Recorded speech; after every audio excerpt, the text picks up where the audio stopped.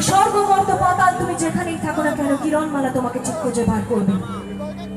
কিরণমালার জন্ম হয়েছিল সমস্ত রাক্ষসকে নিধন করার জন্য, সমস্ত রাক্ষসকুলকে শেষ করার জন্য।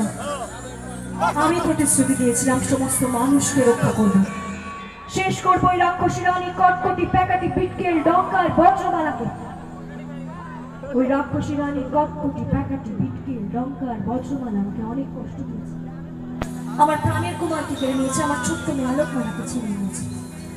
কিন্তু আমি জানতাম আমি একদিন ঠিক পারবই ওই রাক্ষসী রানী কটকটিকে শেষ করতে, কারণ আপনারা সবাই আমার পাশে ছিলেন।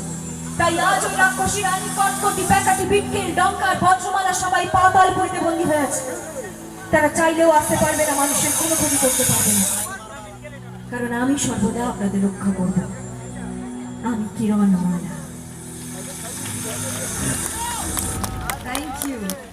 তবে কটকটি যে ছেলে হয়ে গেল কবে আমি বুঝতে পারলাম।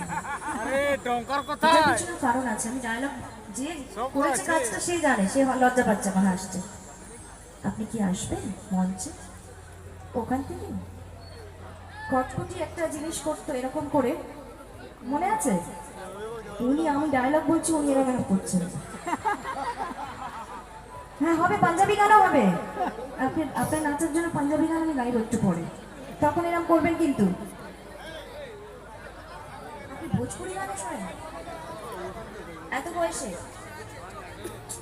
ঠিক আছে, এখন একটুখানি আমি একটা না কয়েকটা হিন্দি গান একসাথে গাইবো এবং নাচের গান আমি চাই আপনারা সবাই খুব এনজয় করুন এবং ডান্স করুন, ঠিক আছে?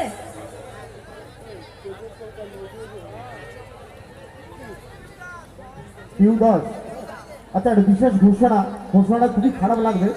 একটি ছোট্ট